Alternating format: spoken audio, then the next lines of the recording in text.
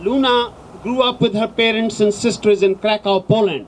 She and her mother were the only two family members to survive the Plaslau and Leipzig concentration camps. After the war, she lived under communist dictatorship before she was able to immigrate to Israel in 1950, escaping the strong anti-Semitic sentiments of the post-war Poland. It was 32 years ago that I visited the studio of Nathan Rappaport. This statue at the time was 15 inches tall, and it really spoke to my heart. Nathan said there is enough crying. He had built 11 monuments to Holocaust all over the world, but he said now it's enough time crying. We have to acknowledge the people who help us, and we have to make something that will really symbolize the effort that Americans put to rescue people rather than to kill. And we went ahead and decided that we want to introduce it to Governor Kane. Governor Kane came and looked at it and was very moved, and he said, I'll help you put it on, I'll help you put it in Arlington Cemetery.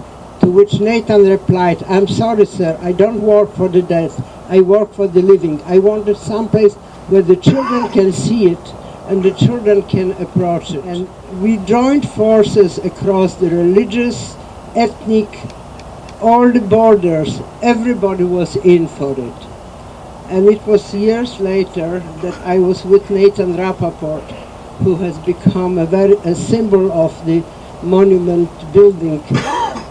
And we came here, there was a man with a little boy standing next to the monument, and the boy was petting the foot of the soldier, and he said, I love you. You were so good, you helped so many people. When I grow up, I'm going to be just like you. At which Nathan turned around to me and he said, now I know I delivered the message. That's what I wanted to do. And it's so rewarding that you acknowledging this work and that you acknowledging the idea that soldiers are there to help people and to liberate people. And this is very rewarding, especially in those troubling times. Thank you so much. Ladies and gentlemen, we thank our veterans of different wars. Please put your hands together in honor of the veterans.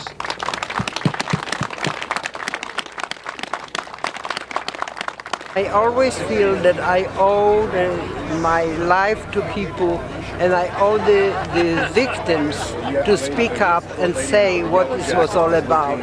I think that people always think that we sit and cry. We don't sit and cry. I feel my obligation is to really work and make this world better.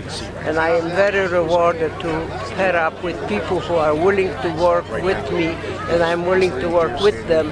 And we have made quite a big difference between the Catholic-Jewish relations, and now we're working with the Muslims, we're working with the whole world, trying to see that we need to unite and we need to speak up. We can't just let things happen, because this is, I feel my obligation that this is what it is, that's why my life was spared, so I would speak up.